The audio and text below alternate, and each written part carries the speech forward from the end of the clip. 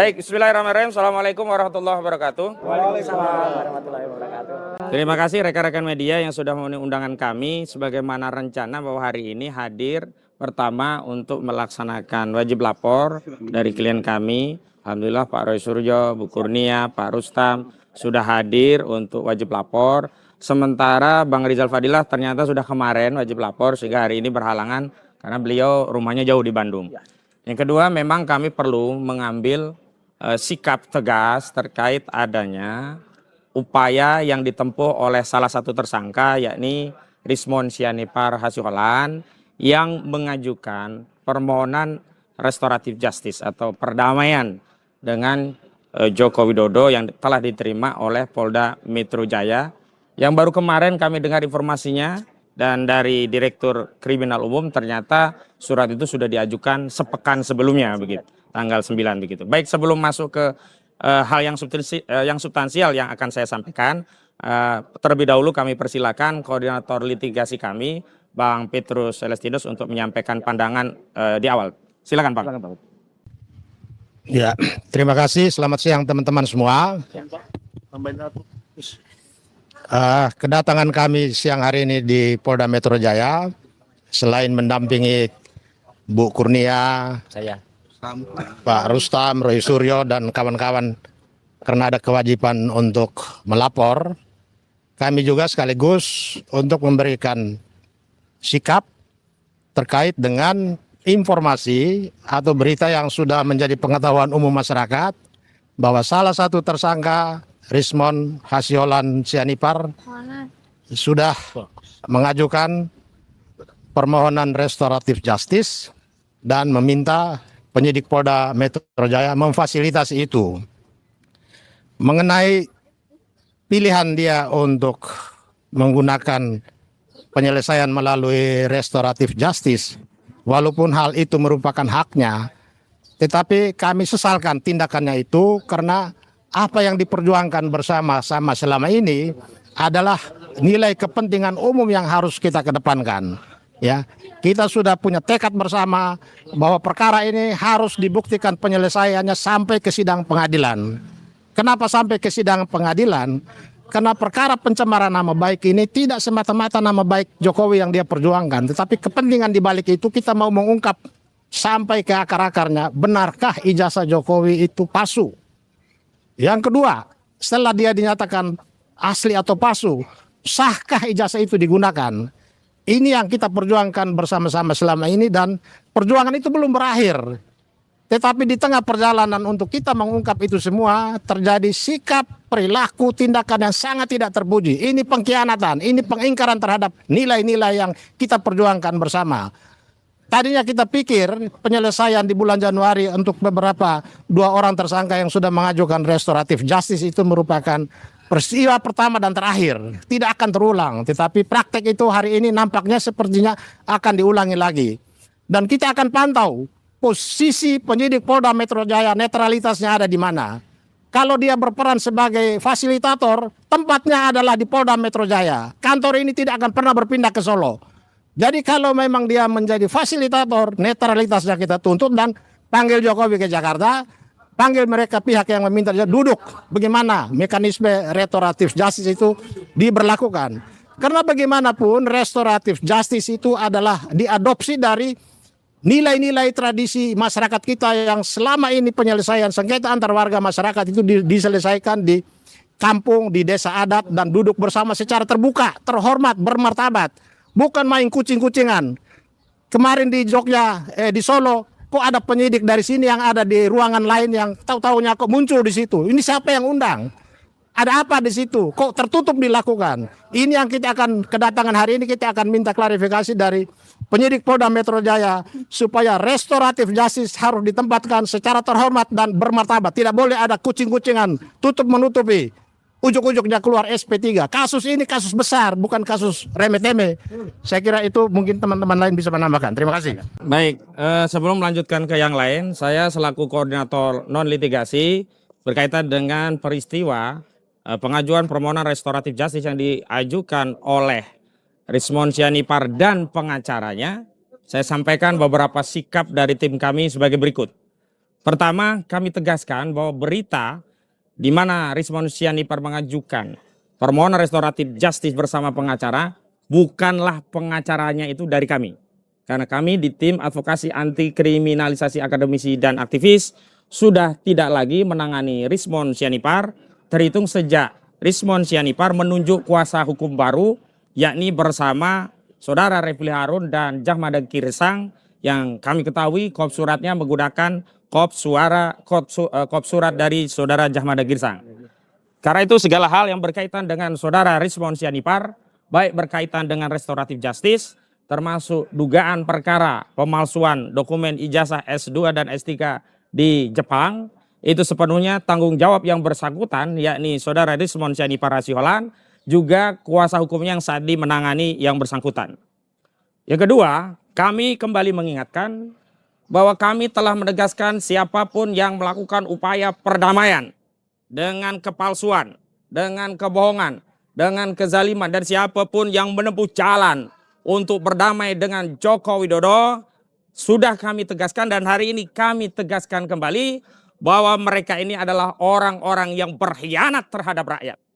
Dan kami tegaskan sekali lagi tidak akan pernah ada kompromi dengan siapapun yang berusaha mencampurkan antara al-haq dengan al-batil. Dan kami tegaskan bahwa penyelesaian hukum dalam sengketa ijazah palsu Saudara Joko Widodo harus diselesaikan melalui putusan pengadilan yang berkekuatan hukum tetap, sehingga tunai sudah kewajiban moral bangsa kita sebagai anak bangsa untuk menuntaskan kasus ini di era kita dan tidak menjadi warisan sejarah buruk bagi generasi selanjutnya. Ketiga, kami menegaskan terlepas itu bukan inisiatif dari kami dan tidak atas supervisi dari kami menyatakan tindakan Saudara Rismon Sianipar ini selain melakukan pengkhianatan sebagaimana yang disampaikan oleh Bang Petrus Celestinus, juga merupakan tindakan yang melakukan penyerangan kepada perjuangan. Kita tahu sebelumnya sudah ada 2 orang yang bertandang ke Solo, masih konsisten mengakui jasa Jokowi palsu, masih konsisten tidak minta maaf kepada Jokowi. Tapi hari ini dengan tanpa malu dan tidak ada lagi tersisa wibawa sedikit pun dari Saudara Rismon Sianipar, dia merengek-rengek lewat media mengajukan minta maaf kepada Saudara Joko Widodo. Dia merengek-rengek mengevaluasi penelitiannya yang dianggap sebelumnya keliru dan hari ini dia mengaku ijazahnya asli. Padahal dia pun belum punya putusan pengadilan tentang sengketa ijazah. Ini adalah sesuatu yang diingkari dan sesuatu yang bertentangan. Dan dalam konteks perjuangan kami tegaskan kehilangan pengkhianat bukanlah aib bagi kami. Justru itu adalah bagian dari upaya pembersihan perjuangan. Keempat, sejak awal komitmen di tim advokasi, kami berjuang karena nilai-nilai, karena value, nilai-nilai kejujuran, kebenaran, keadilan, nilai-nilai menolak kepalsuan, menolak kebohongan, menolak segala bentuk kezaliman yang selama ini sudah diproduksi oleh rejim Joko Widodo selama 10 tahun berkuasa. Dan kami sangat berharap dengan perjuangan ini bisa mengevaluasi 10 tahun periode kezaliman itu dan tidak akan terulang lagi. Jadi jika hari ini bahkan yang akan datang, bahkan yang sudah lalu, ada orang, ada tokoh, siapapun itu, datang dan pergi menyisakan legasi pengkhianatan terhadap perjuangan ini, tidak masalah bagi kami. Karena kami tidak berjuang untuk mereka, tidak berjuang untuk orang, tidak berjuang untuk tokoh, tapi kami berjuang untuk nilai-nilai yang ini dijunjung tinggi seluruh rakyat Indonesia, yakni kebenaran, keadilan, melawan kezaliman, kebohongan, juga kepalsuan. Dan yang terakhir, kami menegaskan bahwa apa yang terjadi ini adalah konfirmasi bagian dari lanjutan serta strategi kubu Jokowi berupa adu domba dan pecah belah. Selain melakukan pecah belah, Saudara Joko Widodo juga melakukan adu domba. Dan ini terkonfirmasi. Kita lihat apakah ini murni dari keinsafan Saudara Rismon Sianipar atau ini karena tekanan, mengingat sikap Saudara Rismon ini baru disampaikan setelah yang bersangkutan dilaporkan dengan dugaan ijazah palsu S2, S3 di Jepang. Karena itu terlepas apakah Saudara Joko Widodo memaafkan atau tidak, terlepas terjadi perdamaian atau tidak, bahkan terlepas ada SP3 atau tidak terhadap Rismon Sianipar mengikuti Saudara Egy Sujana dan Damai Hari Lubis, kami meminta kepada aparat penegak hukum untuk tetap melanjutkan kasus dugaan ijazah palsu Saudara Rismon Karena kami tidak membela siapapun. Siapapun yang memalsukan ijazah, baik itu saudara Joko Widodo maupun Rismon Sianipar, keduanya harus bertanggung jawab kepada seluruh rakyat dan harus diadili sampai ada putusan hukum yang berkekuatan hukum tetap. Dan terakhir kami mengimbau kepada seluruh rakyat Indonesia, jangan lelah untuk terus mendukung dan berdoa untuk perjuangan kami. Tidak perlu kecewa dengan pihak pengkhianat.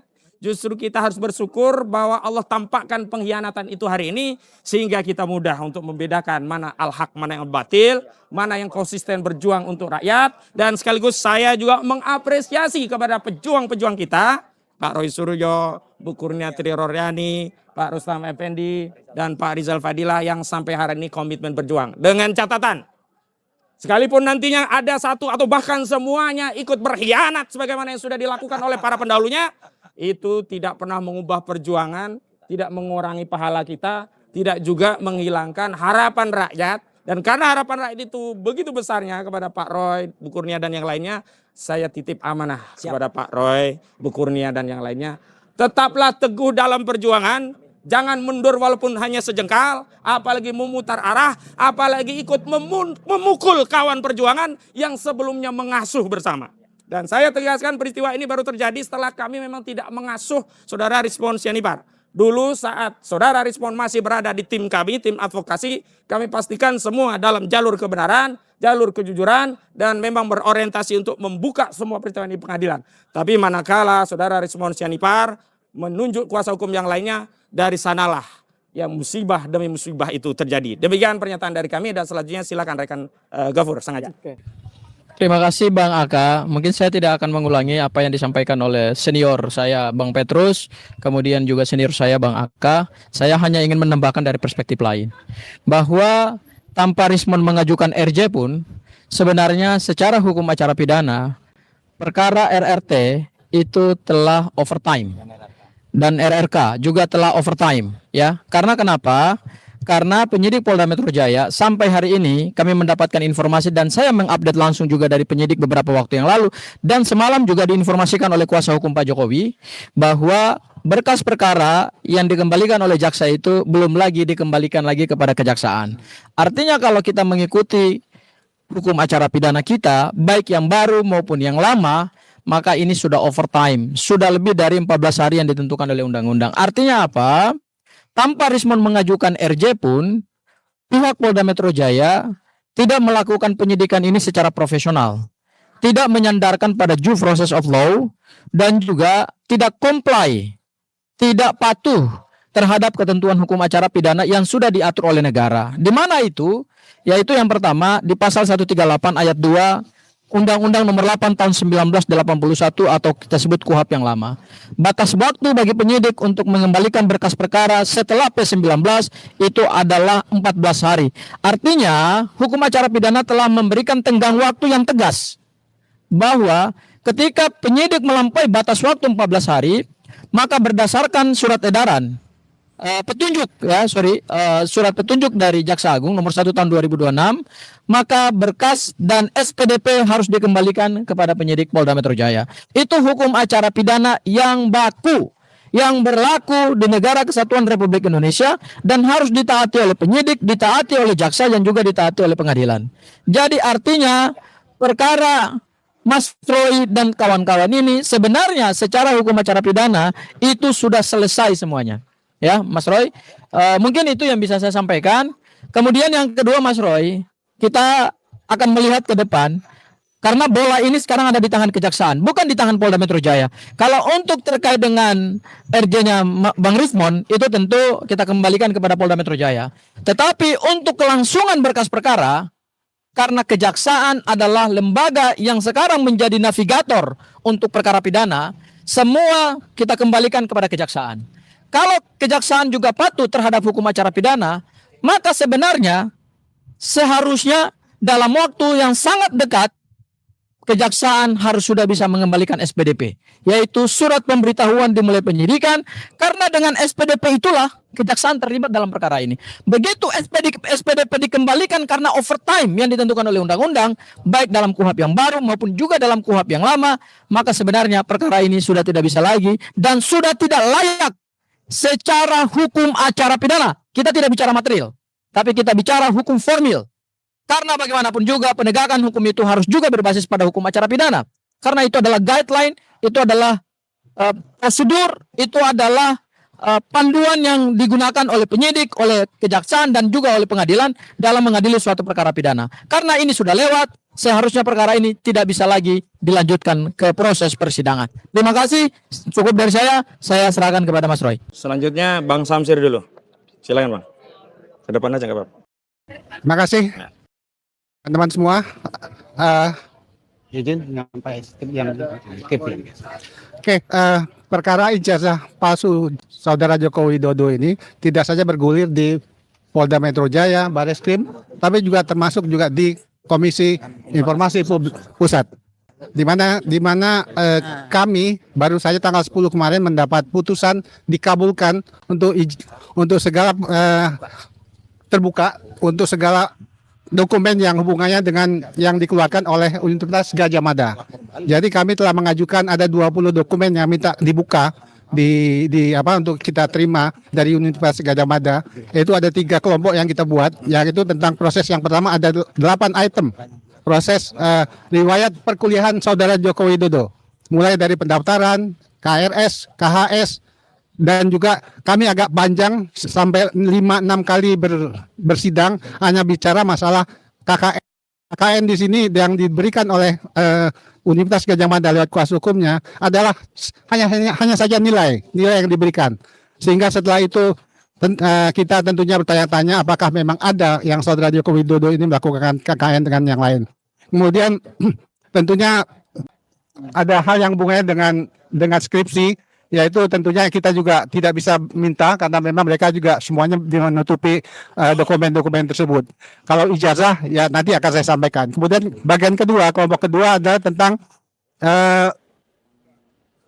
proses Saudara Joko Widodo ini untuk mendaftarkan diri mulai dari wali kota, gubernur maupun sampai presiden 2 kali. Proses beliau untuk melakukan legalisir itu betul-betul kita minta, dan pada saat persidangan yang 5-6 kali tersebut kita tidak dapatkan.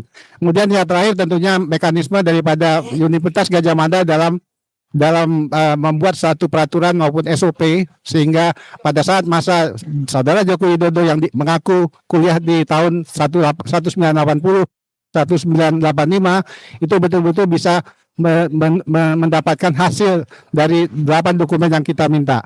Nah, kemarin itu kita dapatkan semua yang kita mintakan itu dikabulkan, kecuali hanya beberapa yang hubungannya dengan pribadi, atau juga ada nama-nama orang lain, tapi seperti nomor ini. Bang Samsir dulu. Silakan Bang. Ke depan aja nggak apa-apa. Terima kasih teman-teman semua. Izin sampai yang skip. Oke, perkara ijazah palsu Saudara Joko Widodo ini tidak saja bergulir di Polda Metro Jaya, Bareskrim, tapi juga termasuk juga di Komisi Informasi Pusat. Di mana kami baru saja tanggal 10 kemarin mendapat putusan dikabulkan untuk segala terbuka untuk segala dokumen yang hubungannya dengan yang dikeluarkan oleh Universitas Gadjah Mada. Jadi kami telah mengajukan ada 20 dokumen yang minta dibuka untuk kita terima dari Universitas Gadjah Mada. Itu ada 3 kelompok yang kita buat, yaitu tentang proses yang pertama ada 8 item. Proses riwayat perkuliahan Saudara Joko Widodo, mulai dari pendaftaran, KRS, KHS, dan juga kami agak panjang sampai 5-6 kali bersidang hanya bicara masalah KKN. KKN di sini yang diberikan oleh Universitas Gadjah Mada lewat kuasa hukumnya adalah hanya saja nilai yang diberikan. Sehingga setelah itu kita tentunya bertanya-tanya apakah memang ada yang Saudara Joko Widodo ini melakukan KKN dengan yang lain. Kemudian tentunya ada hal yang hubungannya dengan skripsi, yaitu tentunya kita juga tidak bisa minta karena memang mereka juga semuanya menutupi dokumen-dokumen tersebut. Kalau ijazah ya nanti akan saya sampaikan. Kemudian bagian kedua, kelompok kedua adalah tentang proses Saudara Joko Widodo ini untuk mendaftarkan diri mulai dari wali kota, gubernur maupun sampai presiden 2 kali. Proses beliau untuk melakukan legalisir itu betul-betul kita minta, dan pada saat persidangan yang 5-6 kali tersebut kita tidak dapatkan. Kemudian yang terakhir tentunya mekanisme daripada Universitas Gadjah Mada dalam membuat satu peraturan maupun SOP, sehingga pada saat masa saudara Joko Widodo yang mengaku kuliah di tahun 1980 1985 itu betul-betul bisa mendapatkan hasil dari 8 dokumen yang kita minta. Nah, kemarin itu kita dapatkan semua yang kita mintakan itu dikabulkan, kecuali hanya beberapa yang hubungannya dengan pribadi atau juga ada nama-nama orang lain, tapi seperti nomor itu kan itu ya tentunya ditutup, sehingga tentunya itu dibuka dan kita akan segera mendapatkan dokumen-dokumen tersebut. Jadi memang dalam sebelumnya memang juga sudah ada putusan 1, 2, 3 putusan yang memang dikabulkan oleh KIP. Jadi pada saat yang ketiga dan keempat kemarin itu ya kita sudah dapatkan. Kalau seperti contoh, baik.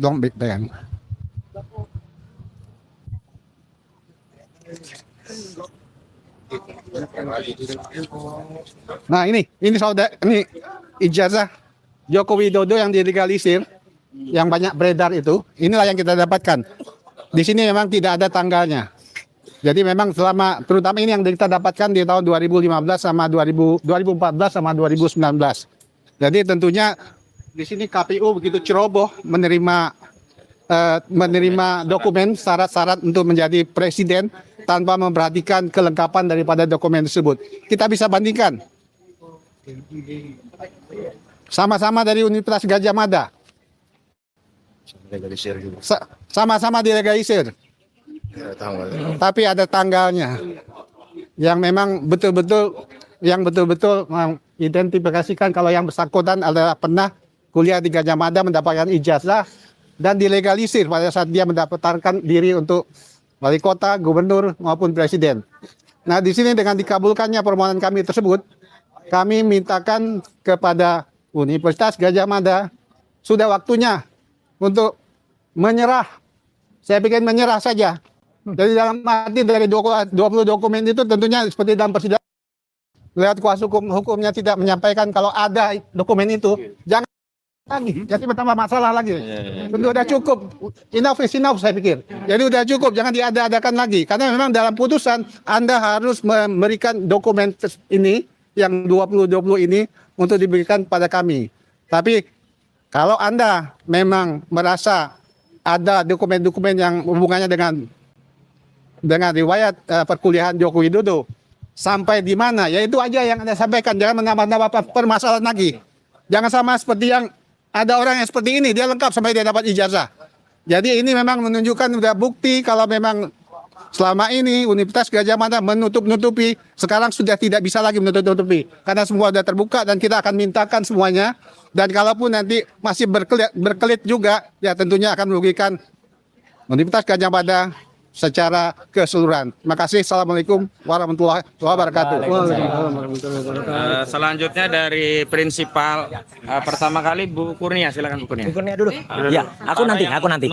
Di sini, Pak, di situ. Kurnia tengah. Ya, siap. Bismillahirrahmanirrahim. Assalamualaikum warahmatullahi wabarakatuh. Waalaikumsalam warahmatullahi. Pertama-tama dalam kesempatan baik ini saya ingin mengucapkan selamat menikmati hidangan lezatnya Ramadan yang tinggal akhirnya ini. Semoga kita lulus sampai dengan akhirnya nanti, insya Allah. Yang kedua, ada 2 kesabaran yang Allah tetapkan atas diri manusia. Pertama, sabar atas hal yang tidak diinginkan. Yang kedua, menahan diri untuk hal yang sangat diinginkan. Ada 2 hari dalam diri seseorang yang diembankan oleh Allah Subhanahu wa taala. Hari yang berpihak kepadanya dan yang kedua, hari yang melawan dirinya. Ketika hari itu tidak berpihak kepadanya, maka engkau diharapkan untuk tidak gegabah, sabar dan tidak marah. Tetapi ketika engkau diberikan hari yang berpihak kepadamu, jangan sombong dan jangan lalai. Betul atau tidak nih? Saya ingin mengatakan, maunya kami hari ini berpihak kepada kami. Maunya kami, kesabaran ini adalah untuk hal yang sangat kami inginkan. Yang kami inginkan adalah saudara kami, Rismon Hasiholan Sianipar, ada bersama kami sampai akhir perjuangan. Ya, mata ini selalu meneteskan air mata. Saya tidak malu mengatakan itu karena kata Buya Hamka, air mata itu asin. Mengapa? Karena ia adalah sumber daripada kehidupan. Jadi termul-termul jangan suka menertawakan saya kalau saya menangis ya. Saya menangis pada saat itu ketika Rismon keluar dari Polda ini dan dia berhasil tidak ditahan. Ya saya menangis. Mengapa? Saya bahagia. Karena dia saudara saya, seorang ilmuwan yang mumpuni, yang saya sangat percayai semua yang dilakukannya.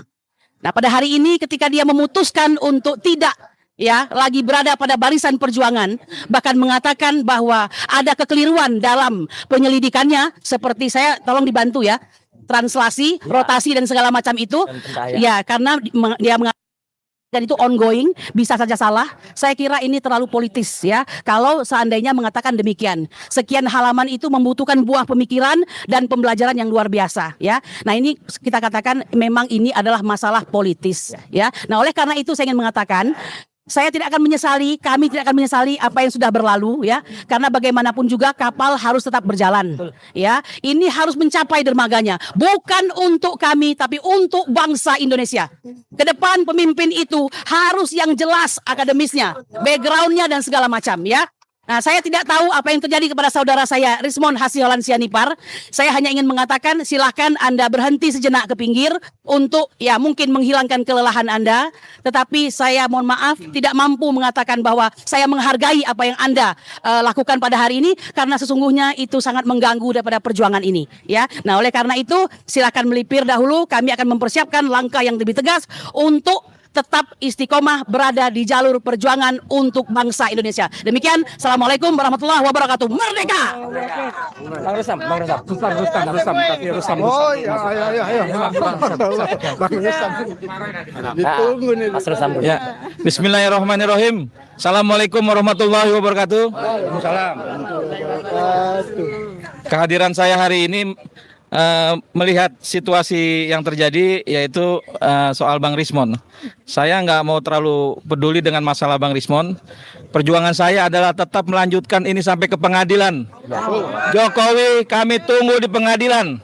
Karena saya meyakini ijazah Jokowi palsu. Buatan pasar pramuka. Dan pembuatnya saya tahu. Apapun yang terjadi dengan Bang Rismon, Bang Egy, Bang DHL, buat saya nggak penting. Yang penting adalah hari ini Indonesia harus lebih bagus dari kemarin-kemarin. Dari rezim Jokowi yang berani memasukkan identitasnya. Kedepannya saya berharap ini tidak akan terjadi lagi. Dan saya yang masih di sini dengan Mas Roy, Bu Kurnia, Pak Rizal Fadilah, Dr. Tifa, masih terus menantang Jokowi untuk hadir di pengadilan, untuk membuktikan ijazah itu ijazah Jokowi atau bukan, foto itu foto Jokowi atau bukan. Karena saya meyakini itu bukan foto Jokowi, itu bukan wajah Jokowi. Artinya ada pemalsuan identitas di situ. Siapapun yang keluar dari area, saya nggak peduli. Yang penting kami tunggu Jokowi di pengadilan. Dan saya meminta jangan lagi ada orang luar untuk menghasut kami melakukan RG. Karena itu terjadi dengan saya. Saya tolak RG. Kami ingin Ditawari juga ya? ditawari. Oke. Ditawari, banyak yang nawari. Kami ingin Jokowi hadir di pengadilan. Tidak seperti kemarin, ngomong besar aja, akan datang, akan ini. Ternyata Jokowi memang tukang bohong. Kira-kira seperti itu. Pak Jokowi bisa ambil beberapa kawan kami, tapi insya Allah nggak bisa ngambil yang ini. Kami bersama Mas Suryo dan lain tetap ingin membongkar ijazah pasar pramuka Jokowi. Terima kasih. Wabillahi taufiq wal hidayah. Wassalamualaikum warahmatullahi wabarakatuh. Terima kasih. Assalamualaikum warahmatullahi wabarakatuh. Setelah tadi kita dengarkan yang cukup semangat, cukup keras, termasuk juga dari Bu Kurnia dan juga Pak Rustam, dan juga satu yang terlapor tapi bukan tersangka ya. Siapa itu? Michael tadi ya. Ya, kita ingin menyampaikan satu lagi di depan ya ada tuh terlapor tapi tidak salah. Saya yang pertama ingin mengaturkan terima kasih yang sebesar-besarnya atas nama pribadi dan atas nama kami yang masih berjuang kepada para kuasa hukum kami, Pak Petrus Celestinus selaku koordinator litigasi, Mas Ahmad Kosinudin koordinator non litigasi, dan bersama anggota yang lain ya. Di sini ada banyak, ada Bang Gafur, ada juga Bang Samsir, ada juga Bang Medi, ada juga Bang Jack, ada juga Bang Firka, Pak Sugeng dan lain sebagainya. Ya, luar biasa. Kami tidak ada apa-apanya para peneliti ijazah tanpa Anda semua, para lawyer. Dan satu lagi, kami juga tidak ada apa-apanya tanpa Anda semua yang selalu membersamai. Ya, YouTuber, media, ibu-ibu, mak-mak dari ARM, KNPRI, dari forum aksi dan lain sebagainya. Dan saya ingin sampaikan saja yang santai-santai, yang ringan-ringan saja, menjelaskan. Kalau dengan gambar kan gampang. Tadi yang jelaskan Pak Kosinudin dan juga Pak Petrus adalah gambar ini. Jadi yang mau kita ikuti itu adalah restoratif justice. Kalau mau, tapi kan kita tidak ke sana. Undang-undang yang sesuai dengan Undang-Undang Republik Indonesia, bukan RJ ala-ala Solo. Ya, kalau RJ ala-ala Solo ya kayak gini nih. Ini ala-ala Solo. Datang, saya nggak tahu tuh gambar siapa itu ya. Tuh kasus kami hentikan. Kemudian ada SP3, ada pokoknya ada nggak jelas di sini. Ini tidak bagus bagi Republik ini. Bukan hanya bagi kami. Bagi Republik ini tidak bagus. Kemudian memang ijazah Jokowi ini memang kontroversi. Dan itu jelas pertanyaannya. Apakah itu ijazah asli atau ijazah palsu? Dan kesimpulan kami tetap 99,9% itu ijazah palsu. Kami tetap sesuai komitmen. Kami peneliti yang tetap nalar. Maksimal itu 100%. Jadi kami hanya memberikan 99,9%. Sisanya adalah milik Allah SWT. Dan kami tidak akan mundur 0,01% pun. Karena itu adalah milik Allah. Ya, kami tidak akan mundur 1 milimeter pun 0,09% pun. Artinya apa? Allah Akbar. Jadi artinya inilah kontroversi.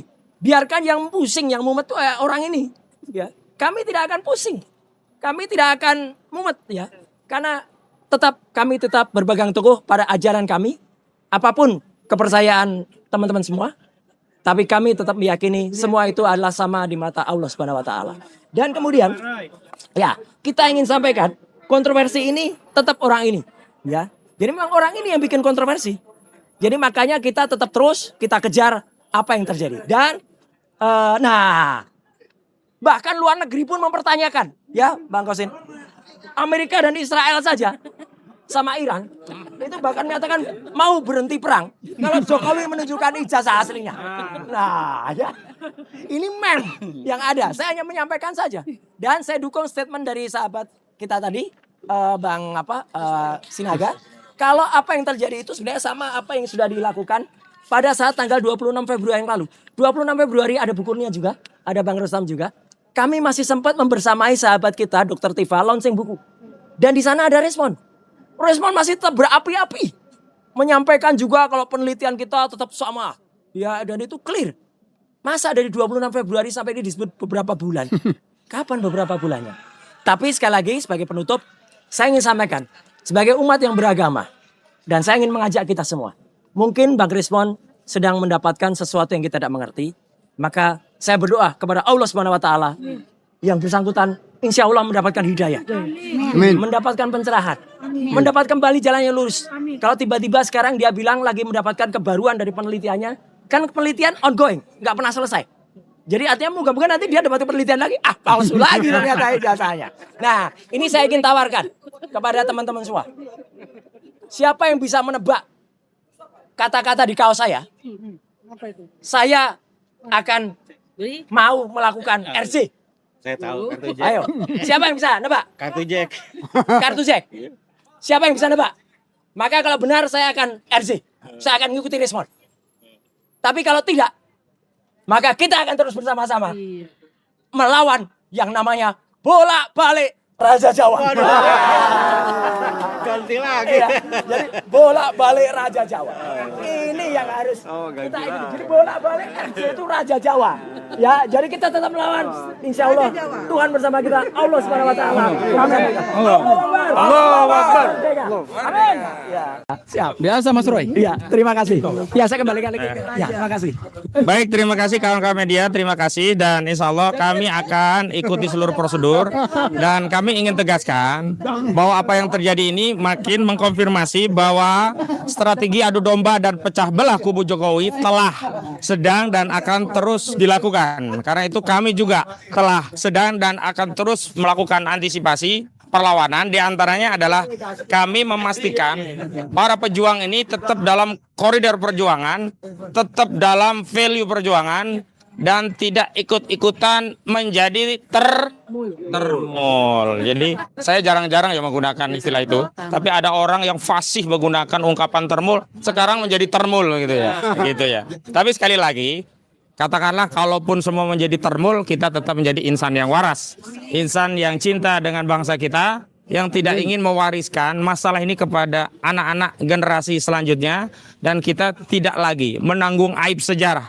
Karena suatu saat pasti anak cucu kita mempertanyakan, Bapak, kakek, dulu ada ijazah palsu kemana aja? Kita bisa menjawab, kami sudah berjuang, kami sudah membuktikan, tetapi kekuasaan masih berpihak pada kezaliman. Kekuasaan masih berpihak kepada kebohongan. Kekuasaan masih berpihak kepada kepalsuan. Bahkan hari ini, kepalsuan-kepalsuan itu diadopsi oleh kekuasaan dan kembali membohongi kita, memalsukan data-data dengan narasi-narasi yang tidak sesuai dengan fakta, dan akhirnya kita sebagai rakyat hari ini harusnya menerima pelayanan dari kekuasaan, tapi hari ini selalu saja kita harus menagih bahkan menuntut hak kita kalau tidak pernah dipenuhi. Itu saja, terima kasih atas kehadirannya. Kita tutup dengan bersama-sama. Wassalamualaikum warahmatullahi wabarakatuh.